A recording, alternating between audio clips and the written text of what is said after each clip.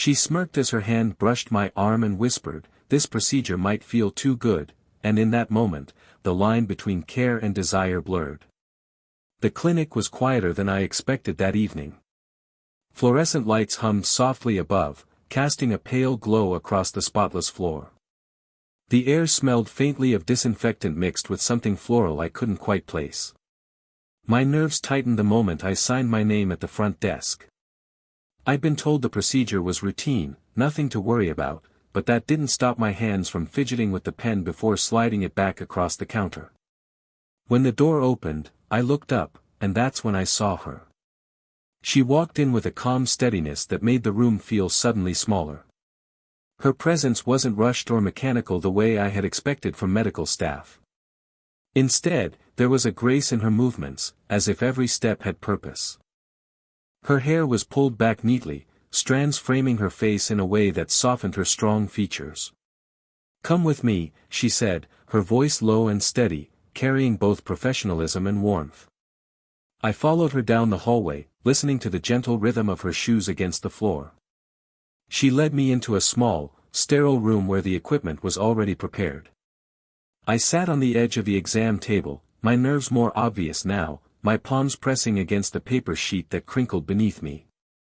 She noticed, I could tell from the way her eyes flicked toward my restless hands before she spoke again. "It's your first time, isn't it?" she asked, the faintest smile tugging at her lips. I nodded, almost embarrassed by how tense I must have looked. That's when she leaned slightly closer, her expression shifting into something playful yet still controlled. A smirk, subtle but unmistakable, appeared at the corner of her mouth as she added softly, "This procedure might feel too good." Her words hung in the air, heavier than they should have been. It was said casually, maybe even as a way to ease my nerves, but the effect was immediate. My chest tightened, my pulse quickened, and for a moment I wasn't thinking about the procedure at all. I managed a nervous laugh, but my eyes stayed locked on hers longer than I meant them to. There was something in her gaze that unsettled me, not coldness, not detachment, but an undercurrent of warmth, of something she wasn't saying out loud. As she moved about the room, preparing the instruments, I couldn't shake the image of that smirk. It lingered, teasing the edge of my thoughts. She was older, more experienced, yet there was a spark there that made me feel both intimidated and drawn in at the same time. That was the moment I knew, this wasn't going to be just another visit. The sterile hum of the room was broken only by the quiet shuffle of her movements. She adjusted the tray of instruments with practiced ease, her fingers moving with precision and calm. I tried to focus on the ceiling tiles above me, but the sound of her presence filled every corner of my awareness. The subtle rustle of fabric as she reached for gloves, the faint scent of soap and something sweeter, maybe her perfume, faint but distinct, all of it pulled me deeper into the moment. "Relax your shoulders," she said softly, almost like a suggestion rather than an instruction. Her tone carried a steadiness that made it difficult to resist. I exhaled, though my nerves didn't vanish entirely. She stepped closer, her presence brushing against me before her hands ever did. When her palm touched my forearm to guide me into position, the world seemed to slow. Her touch was firm, professional, but not without gentleness. The warmth of her skin seeped through the thin fabric of the gown I wore, sparking an awareness I couldn't ignore. It was supposed to be nothing, just part of the procedure, nothing more. Yet my breath caught, almost betraying me. She didn't appear to notice, or maybe she did and chose not to show it. Her expression remained calm, though that faint, knowing smirk threatened at the edges of her composure. She adjusted a strap across my arm, her fingers brushing against my wrist. The contact lingered for only a second longer than necessary, but it was enough. My pulse quickened under her fingertips, and I wondered if she felt it. If she did, she gave no sign, only a slight pause, the barest shift of her eyes toward mine before continuing. "You're doing fine," she murmured, her voice carrying a quiet reassurance that settled in my chest even as my thoughts tangled. I wanted to say something, to acknowledge the strange electricity that passed between us, but words failed me. All I could do was watch her, the graceful precision of her movements, the way she leaned just close enough that the warmth of her presence touched me without ever truly closing the distance. The touch of her hand might have been routine, something she repeated countless times with countless patience. But for me, it was something entirely different. It wasn't just about being positioned for a procedure. It was the way her fingers steadied me, the way her nearness silenced the noise of my nerves. By the time she stepped back, the absence of her touch felt louder than the moment itself. I found myself wishing, against all reason, that it had lasted just a little longer. The procedure itself passed quietly, her hands steady and precise as she worked. Yet it wasn't the medical details I remembered, it was the atmosphere she created. There was no sterile coldness in the room, no sense of detachment. Instead, there was her voice, low and unhurried, filling the silence with something that felt oddly comforting. When she finished adjusting the last setting, she glanced at the monitor, then at me. "You'll need to wait here a few minutes while the results process," she said. Her tone was calm, but there was a softness underneath, almost as though she didn't want the time to pass too quickly. I nodded, and for a moment the room settled into a stillness. Then she pulled a small stool closer and sat down across from me, her posture relaxed but her eyes alert. "So," she began, a hint of playfulness in her voice, "what do you do to keep yourself busy outside of places like this?" The question surprised me. It wasn't clinical. It wasn't small talk in the forced sense. It was genuine curiosity. We drifted into conversation, about music first, then books. I admitted I hadn't read nearly as much lately, and she smiled knowingly, confessing her nights were usually consumed by long hospital shifts. "You'd be surprised how much quiet there is in a place that should never really sleep," she said. "Sometimes, it's too quiet." Her eyes shifted then, just slightly, as though she regretted letting that truth slip. I didn't rush to fill the silence. Instead, I leaned into it, letting her words sit in the space between us. Finally, I said softly, "That sounds lonely." She looked at me, her gaze sharper now, searching. After a moment, her lips curved into a faint smile, not the playful smirk from earlier, but something gentler. "It can be," she admitted. "But it's easier when someone notices." The air between us changed after that.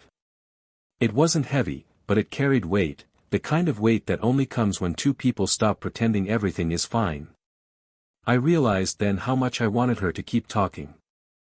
About her job, her life, anything at all. The way she spoke carried depth, as though every word held years of experience behind it. When our eyes met again, the silence was no longer awkward. It was tender, almost fragile. A quiet understanding passed between us, one that didn't need to be spoken aloud. For the first time that day, my nerves eased completely. Not because the procedure was over, but because sitting across from her, I felt seen, in a way I hadn't expected. The silence in the room had grown comfortable by then, the kind of quiet that no longer demanded to be filled. She rose from the stool with a slow grace, her eyes flicking to the monitor again before she turned back to me. "Let's just check your pulse manually," she said, as if it were the most ordinary thing in the world. I extended my arm without thinking, though the anticipation in my chest was far from ordinary. She stepped closer, her presence warming the air between us. When her fingers found my wrist, the contact was light, deliberate, almost delicate. Her skin was soft, warmer than I imagined, and the faintest pressure of her fingertips sent a current through me. For a moment, her eyes followed the sweep of her watch, counting silently. But there was no ignoring the closeness, the way she leaned just slightly over me, strands of her hair catching the overhead light, the subtle scent of something floral drifting across the space we shared. I tried to steady my breathing, but the irony wasn't lost on me, she was measuring my pulse while being the very reason it was racing. When she finally glanced up, her gaze held mine for a beat too long. Her lips parted as if to speak, then closed again. She hadn't let go of my wrist yet, though she could have. The warmth of her touch lingered, steady and unhurried, as if neither of us was in a rush to break it. The world outside the room seemed to vanish, no distant voices from the hallway, no hum of machines. Just her fingertips resting against my skin, and the silence between us thick with things unsaid. "You're a little fast," she said softly at last, though her tone carried a note of amusement. That faint smirk returned, tugging at the corner of her lips. But nothing unusual. I swallowed, unsure whether to laugh or confess that her touch had everything to do with it. Instead, I managed, "Maybe it's just being here." Her eyes softened, as though she understood more than I said. For a fleeting second, her thumb brushed against my wrist in a way that didn't feel clinical at all. It was such a small gesture, yet it left me breathless. Then, slowly, she withdrew her hand, the absence immediate and heavy. She stepped back, restoring the space between us with practiced composure. But the look she gave me, steady, lingering, told me she knew exactly what had just happened. And so did I. The last of the procedure wrapped up in near silence, broken only by the soft hum of machines and the occasional rustle of her gloves. Yet the quiet between us wasn't the same as before. It was heavier now, charged with the unspoken awareness that had grown through every glance, every brush of her hand. She set the instruments aside with deliberate care, her movements slower than they had been earlier, as though she was buying herself time. I sat on the edge of the table, watching her, my own thoughts restless and tangled. Finally, she pulled off her gloves, tossing them neatly into the bin, and turned toward me. Her expression was composed, but there was something flickering beneath the surface, hesitation, maybe, or restraint. She folded her arms loosely, then unfolded them again, as if unsure what to do with her hands. "You did well," she said softly. Her voice carried that same steadiness I'd heard all evening, but this time there was a slight waver under it, a crack that made my chest tighten. I nodded, but the words I wanted to say stayed caught in my throat. Thank you wasn't enough. Not for the way she made me feel seen, or the way she had turned something routine into something unforgettable. She hesitated, then stepped a little closer. Her eyes lifted to mine, and for the first time, her guarded smile faltered. "I shouldn't let myself get too comfortable with patients," she said quietly, almost as if admitting it to herself. "But with you, it's difficult." The confession hung in the air, fragile and dangerous all at once. My breath caught, and for a moment I didn't trust myself to respond. I could see the vulnerability in her eyes now, the conflict between professionalism and something deeper that she was trying, unsuccessfully, to hold back. I swallowed hard, then found the courage to answer. "I feel the same," I admitted, my voice low but certain. "I wasn't expecting this, but I can't ignore it either." Her lips curved, not into a smirk this time, but into something softer, almost weary with relief. "You're younger. You don't realize how complicated this could be." "I do," I said, and I meant it. "But that doesn't change the way it feels." For a heartbeat, neither of us moved. The space between us was charged, fragile, and full of possibility. She searched my face as if looking for doubt, but there was none. And though she didn't step closer, she didn't step away either. The room felt different after those words, not colder, not awkward, but suspended in a delicate balance. Her confession still lingered between us, fragile as glass, and I wasn't sure whether the next moment would shatter it or solidify it. She busied herself by tidying the table, aligning instruments that didn't need to be aligned. It was the kind of movement someone makes when their thoughts are louder than they want to admit. I watched quietly, my heart still racing, until she finally turned back to me. "Thank you," I said, my voice breaking the silence in a way that surprised even me. She tilted her head, a question in her eyes. "Not just for this," I added, gesturing vaguely at the equipment, "but for how you made me feel tonight. Like I wasn't just another name on a chart." Her expression softened. For a moment, she said nothing, as though weighing whether to let herself respond. Then she exhaled, and a gentleness spread across her face that was entirely different from her earlier smirk. "You're easy to see," she murmured, almost to herself. The word struck me deeper than I expected.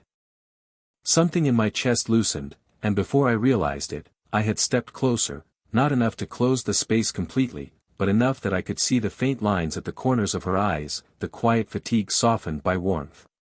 She hesitated, then reached out, her hand settling lightly on my shoulder. It was such a simple gesture, but the effect was immediate. Her touch was steady, grounding, and yet there was something unspoken in it, something that made my breath hitch. I covered her hand with mine, slowly, carefully, as though testing if the moment would hold. She didn't pull away. Instead, her eyes lifted to mine, searching, steady, almost daring me to break the silence. The world seemed to narrow down to that single point of contact, her hand beneath mine, the warmth of her skin, the weight of her presence so close. There was no rush, no demand. Just a quiet certainty that neither of us wanted to end this fragile closeness. Her lips curved into the faintest of smiles, not playful this time, but tender. "You shouldn't make this harder for me," she whispered, though her voice carried no real resistance. "Maybe I don't want to make it easier," I replied softly. The air between us held steady, not breaking, not falling apart. For the first time, there was no hesitation, only the comfort of two people standing in a space neither had expected to share, but both wanted to stay in. The hum of the clinic seemed quieter now, as if the walls themselves had softened to match the silence between us. Neither of us moved for a while, her hand still resting beneath mine, our eyes locked in an unspoken agreement that something had shifted. Something neither of us could take back, and neither of us wanted to. Eventually, she drew in a breath and stepped back, though not far. The warmth of her touch lingered on my shoulder, and for a moment I thought she might retreat into the safety of her professional distance. Instead, she simply reached for her coat, folding it over her arm as she glanced at the clock on the wall. "It's late," she said, her tone gentle, almost reluctant. "Most of the staff has already gone." I slid off the table, feeling the cool floor under my shoes, and for the first time all evening, I realized how quiet the building had become. The hallway outside was empty, the usual rhythm of footsteps and murmured voices replaced by stillness. She led me toward the exit, her pace slower than before. There was no rush in her movements now, no mask of efficiency. At one point, our arms brushed lightly, and neither of us moved away. The contact was small, fleeting, but it felt like a promise. When we reached the doors, she stopped. The night air beyond the glass shimmered faintly with streetlights, the world outside waiting, but it was here, in this pause, that everything seemed to crystallize. She turned to face me fully, her expression softer than I had ever seen it. "I don't usually," she began, then let the sentence trail off. A quiet laugh slipped past her lips, tinged with both nerves and warmth. She shook her head gently, then stepped closer, her hand lifting as though uncertain, until finally, she rested it against my cheek. The touch was tender, lingering. My breath caught, and in that moment she leaned in, pressing a gentle kiss against my cheek. It wasn't hurried, nor was it hesitant. It was steady, warm, filled with more meaning than words could carry. When she pulled back, her eyes held mine with quiet intensity. "Take care of yourself," she whispered, her voice low. Then, after a pause, her lips curved into a faint smile. "And maybe, let me check up on you again soon." I felt the smile spread across my own face, a quiet certainty blooming inside me. As I stepped out into the night, the memory of her touch still warming my skin, I knew this was not an ending. It was the beginning of something neither of us had expected, but both of us wanted. If this story touched you, don't forget to like, share, and subscribe for more slow-burn age gap romances. Your support helps me keep bringing these heartfelt stories to life.